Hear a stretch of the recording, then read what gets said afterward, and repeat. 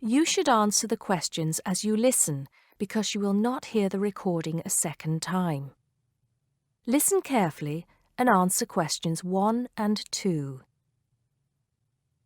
Good morning, Burnham Coaches. Sarah speaking. How can I help you? Yes. Good morning. I'm a teacher at the Down Language School. We have a bit of a problem, and I was wondering if you could help us out. What is the problem exactly? Well, we normally take our students on an excursion at the end of their course. But unfortunately, the coach firm we normally use has let us down. It seems they've gone out of business. I'm sorry to hear that. I suppose you are looking for a replacement. Well, yes. We won't need a very large coach, actually. There will be 30 students and 4 teachers. So that's 34 in all. And what dates did you have in mind? The last Saturday and Sunday of this month. That's the 28th and 29th. The 28th and 29th. Does that mean you are planning to stay somewhere overnight? That's right. Actually, we want to do the same excursion that we do every year. We usually visit Stonehenge, Salisbury, and stay overnight in Bath. It's a historical tour, really. It sounds interesting. Let me just see what we have available. Oh dear, I'm afraid all our coaches are booked out for the 28th. It's the busiest time of the year for us, actually. I was afraid that would be a problem. But you have a coach available for the 29th? Yes, we do. And it's available for the 30th as well, if that's any help to you. I'm afraid not. Sunday is the last day. The students go home on Monday. I think we'll just have to change our plans a bit and leave out Salisbury. It's a shame, but I don't think we can fit in all 3 places in one day. So you would like to book the coach for the 29th, visiting Stonehenge and Bath, is that right? Yes, I think so. Before you hear the rest of the conversation, you have some time to look at questions 3 to 10.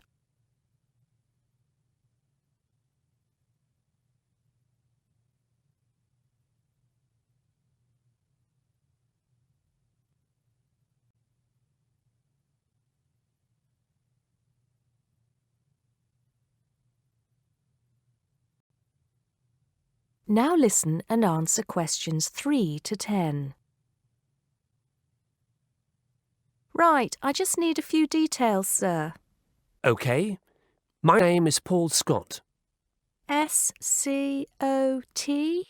It's double T, actually. I'm sorry. And it's the Down Language School. Could you give me the address for that, Mr. Scott? Yes, it's Down House, Hill Street, Brighton. Do you need the postcode? No, that's not necessary, but I do need a contact number. Of course. The number for the school secretary is 01273 512 634. You can contact her if you need to speak to anyone. Right, and what time would you like the coach to pick you up? Well, I think we'll have to make an early start. Would 7:30 be all right? Yes, no problem at all. What time do you want to be back? Oh, any time between 10 and 11 will be all right. Not later than 11, though. Right, I'll make a note of that. 11 p.m. latest. There's just one more thing I need to know. Presumably, you'll be visiting Stonehenge first. How long do you want to stay there? Well, we normally stay about an hour. The main objective of the excursion is for the students to see the Georgian architecture in Bath, really. Yes, Bath is lovely, isn't it? I was there myself a couple of years ago. I thought the Royal Crescent was absolutely stunning. I hadn't realised how large it is. Well, I think that's all I need to know, Mr. Scott. Thank you for booking with us. Just a minute. There's one thing you seem to have forgotten. How much will this cost? Oh, I'm terribly sorry. I was thinking about Bath. Just bear with me a moment. Yes, it's a round trip of 300 miles and a total time of 16 hours for the driver. For a 45-seater coach, that will be a total of £500, including tax and insurance. Do we have to have such a large coach? There are only 34 of us. We don't have any smaller coaches, I'm afraid. Oh well. At least we won't be cramped for space. When do we have to pay? We require a 20% deposit to confirm the booking. I suggest that you do that as soon as possible, today if you can. The balance you can give to the driver if you're paying by cheque. Have the cheque made out to Burnham Coaches. I think that'll be all right. I will have to check this with the school accountant, but if all is well, I'll arrange for someone to bring you the deposit within the next 2 hours. That'll be fine, Mr. Scott. Well, thank you very much indeed. Goodbye. Goodbye. That is the end of section 1. You now have half a minute to check your answers.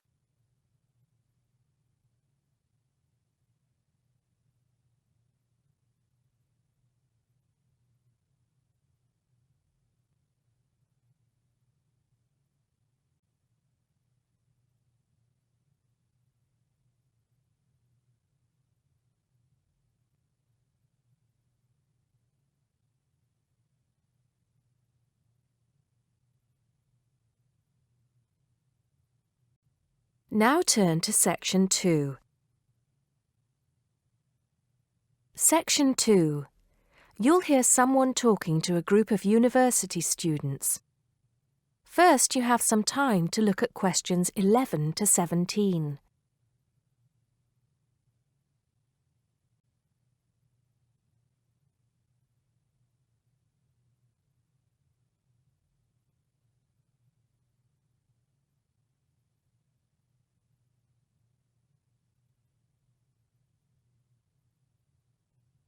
Now listen carefully and answer questions 11 to 17.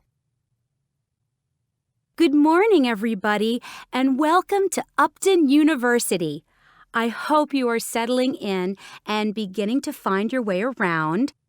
I know how confusing it can be when you start life at university, and that's why we have Freshers Week to help you find your feet. Before I go any further, I should perhaps introduce myself. My name is Sally Jackson, and I am the Secretary of the Students' Union, which has organized this week of events for you. You will usually find me in the office on the first floor of this building when I'm not attending lectures. Anyway, down to business. Of course, there are a few things that you are obliged to get done during your first week here. But once you've opened a bank account, if you haven't got one already, seen your director of studies to discuss which courses you are going to take, and signed up with a doctor, there will be plenty of time left to enjoy the events we have arranged for the week. And have we got a lot lined up for you? Throughout the week from Monday to Friday, every morning starting at 10 a.m., there will be orientation and welfare events. These will include tours of the campus, which, as you have probably noticed, is the size of a small town with 9,000 residential students, as well as sessions on developing study skills. We also have tours of Upton itself arranged for you, with a bus leaving from outside this building every afternoon at 5 o'clock. There are a number of interesting things to do and see in and around Upton, so you can expect visits to the castle and museum as well as the popular Ghost Walk. You'll need to sign up for this one, as numbers are limited. Just put your name on the list on the notice board in the entrance lobby.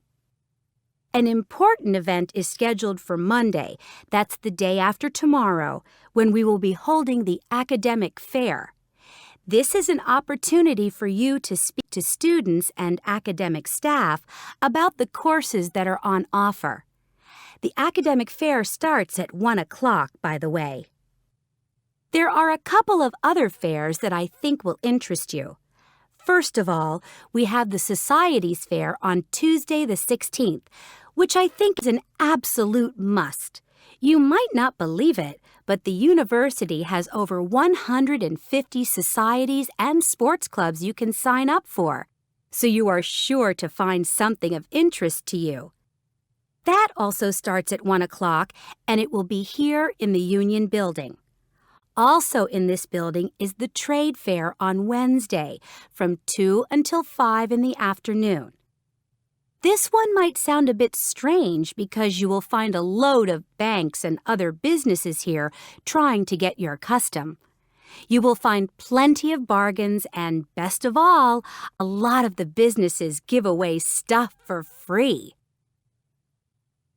Before you hear the rest of the talk, you have some time to look at questions 18 to 20.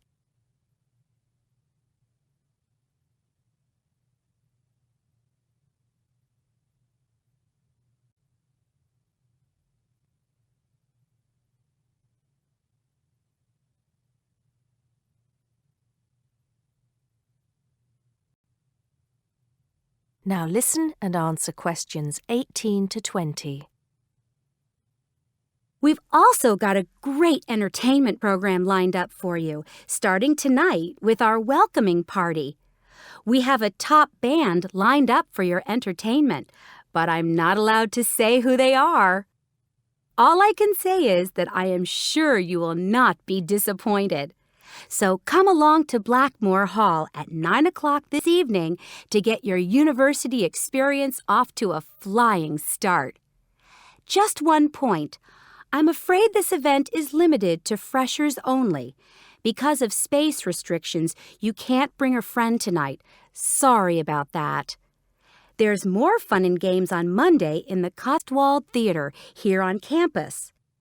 We have booked two of the cleverest comedians in the country, Paul Frazier and Jenny Brown, for a 3-hour show. Paul has assured us that he and Jenny have packed the show with new material, and as they always get rave reviews for their shows, I think we can look forward to an evening of great entertainment. That's in the Cotswold Theater on Monday evening at 7:30. Moving along a bit, on Thursday there is an important date for your diaries.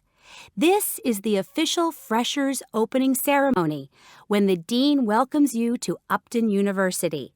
So remember, Thursday the 18th from 2:30 to 3:30 in Blackmore Hall. You certainly should go to this one, and by the way, light refreshments will be available.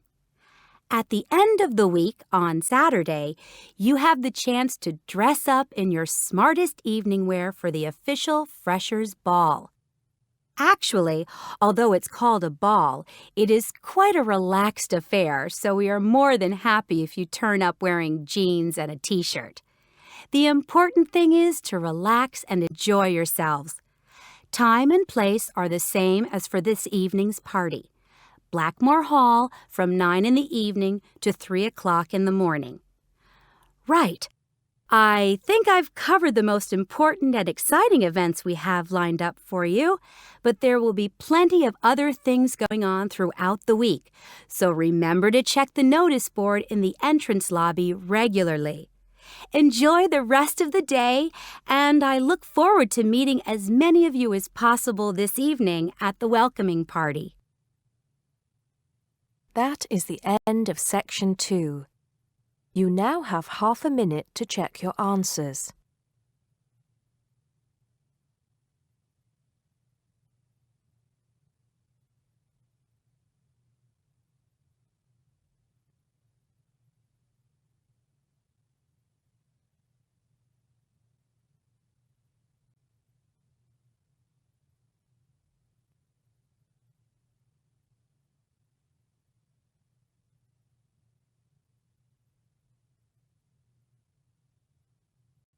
Now turn to Section 3. Section 3. You'll hear a tutor and some students discussing eating disorders. First, you have some time to look at questions 21 to 23.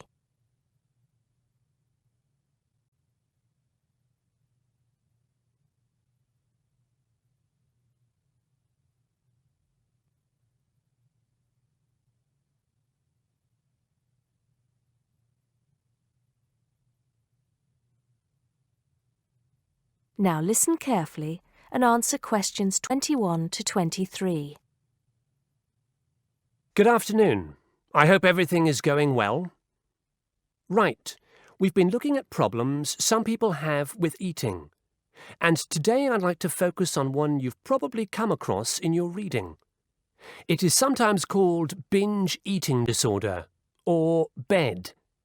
As you know, I am not a particular fan of these acronyms, so I will refer to it by the alternative name, compulsive eating disorder. Has anybody heard of it? Yes, I have. In fact, I read a case study of a first-year university student who was diagnosed with it. Do you remember what the symptoms are? Well, of course, one symptom is that the person eats too much, although that's true for other eating disorders as well. They also put on weight. That's right. Whereas in some other conditions, such as bulimia, they don't, and can actually lose weight. One thing that compulsive eating disorder and bulimia have in common, though, is that the person with the condition often becomes clinically depressed. Are you saying that everybody who is overweight is suffering from the disorder? Not at all. What makes the compulsive eater different is the pattern of the disorder. Initially, as we've said, the compulsive eater starts eating too much. This seems to be because the sufferer finds comfort in food and eating is seen as a way of coping with problems. They don't eat because they feel hungry. Mary, in the case study you read, was there any reference to what triggered the problem? I seem to recall that the student was suffering from stress because she was revising for exams, and she started eating snacks, junk food, while she was studying. Soon, she was eating snacks all the time, and it just got worse from there. Yes, that sounds plausible, although compulsive eating often starts a lot earlier than the case you describe. Before you hear the rest of the conversation, you have some time to look at questions 24 to 30.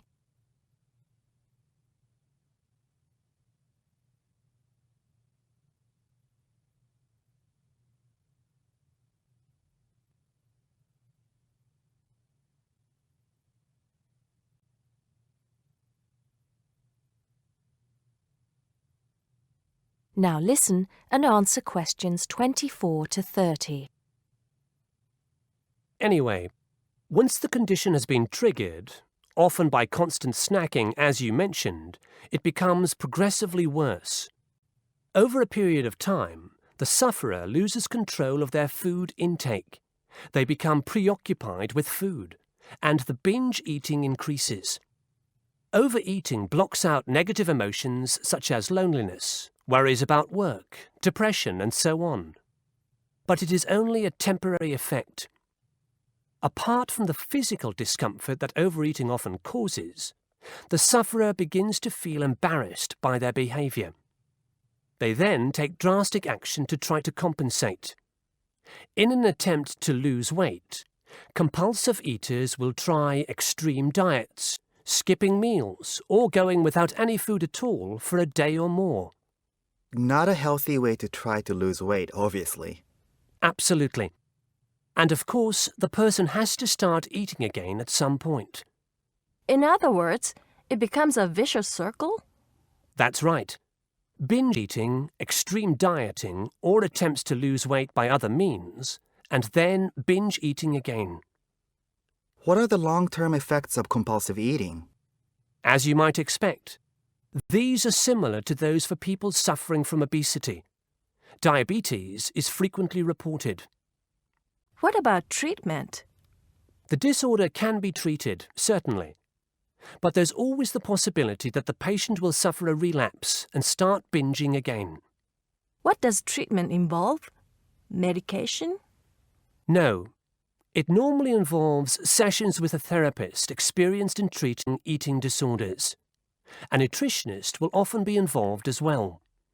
Are there any self-help organizations? I mean, organizations like Alcoholics Anonymous? Yes, there are.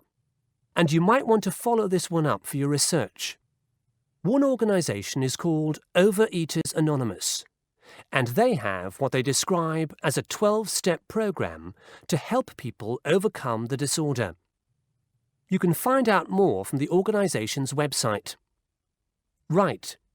I think that'll have given you plenty to follow up. So I'll see you at the same time next week.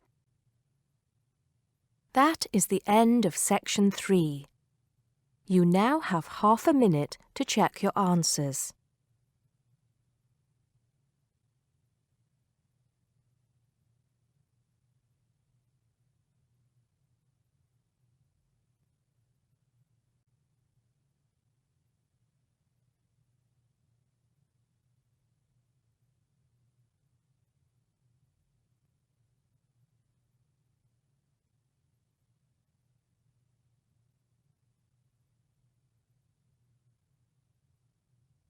Now turn to section 4. Section 4.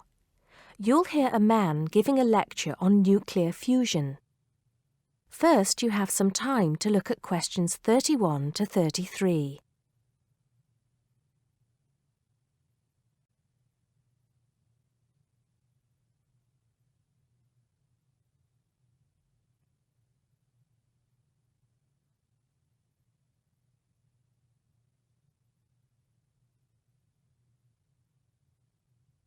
Now listen carefully and answer questions 31 to 33. I'd like to start by thanking so many of you for attending this, my first public lecture at this magnificent university. I'm going to be talking to you today about nuclear fusion. Before I proceed further, I would like to apologize on behalf of some of our newspapers for the sensationalist and hopelessly inaccurate articles that have been published on the subject over the years. I must confess that my own interest in the subject was actually stimulated by an article published more than 50 years ago in a popular Sunday tabloid with the impressive title, Power from the Sea. Today, most people would probably interpret such a title as an introduction to a discussion on the latest developments in renewable energy sources, such as wave technology or generating electricity from tidal flows. But back then, little, if any, progress had been made in these fields since the invention of the water wheel. As I recall, following coverage of the opening of the world's first commercial nuclear power station, more than 50 years ago now, at Calder Hall in 1956, the article promised that we would have limitless, almost free electricity within 10 years.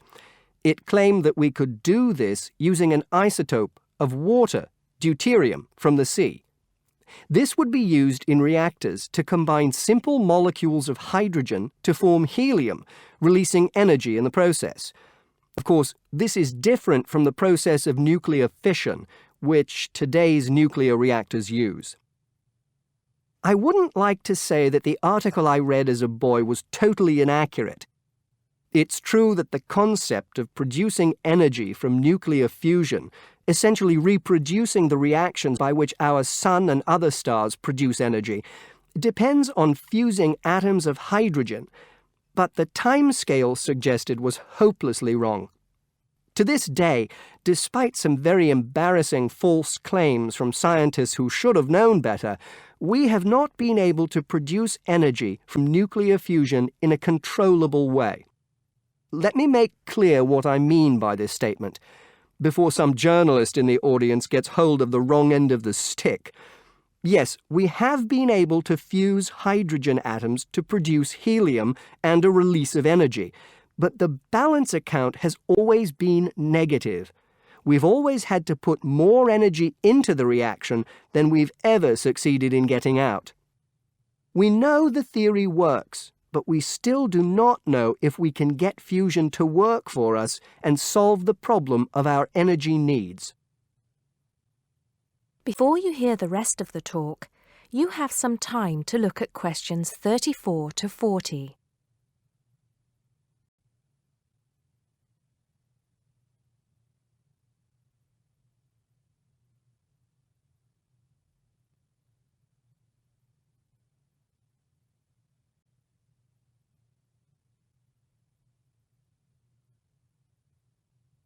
Now listen and answer questions 34 to 40.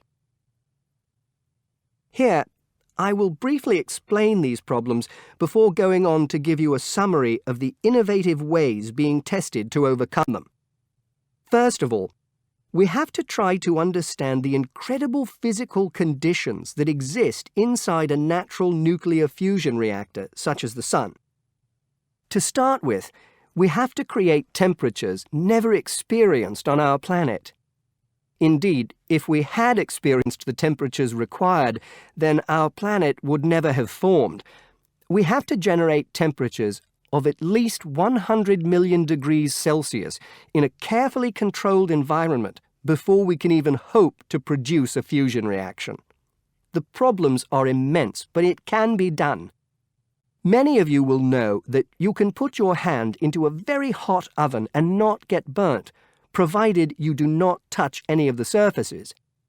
I won't go into the reasons for this phenomenon here, but we are applying roughly the same principles in designs for fusion reactors. I think I can promise you that the heat will be confined to a very small area. The other major problem we have to find a solution to is pressure. The pressures in a massive body like the Sun are vast, and this is what brings the hydrogen atoms into such close proximity to one another that they fuse into helium. We may not have to achieve the same pressures in a fusion reactor, but even so, it is a huge technological problem. What, then, makes me hopeful about the future of energy from nuclear fusion? Perhaps surprisingly, it is developments in laser technology. We can now use lasers to control the nuclear fuel pellets so that they remain suspended inside the reactor without touching the sides. Remember that these pellets are quite small, and because they contain atoms of deuterium and tritium, the two isotopic forms of hydrogen that can be used in these reactions, they are quite light. The lasers will also compress the fuel pellet to raise the pressure to that required to initiate the fusion reaction. Another, far more powerful laser will be used to heat the fuel pellet to the temperature required. This laser, if you like, will act as the trigger to start the reaction. Once started, it is hoped that the reaction will produce enough energy to maintain itself, and also that it will produce a surplus in the form of heat that can be used to produce the steam needed to drive turbines in order to generate the electricity the world needs. To give you some idea of how much energy we can produce, it has been calculated that just 1 kilogram of fusion fuel is capable of producing the same amount of energy as 10,000 tons of fossil fuel. I think you would agree that such an objective is worth working towards. I believe, and I am not alone in this, that nuclear fusion could supply the world's energy needs for centuries to come. That is the end of section 4. You now have half a minute to check your answers.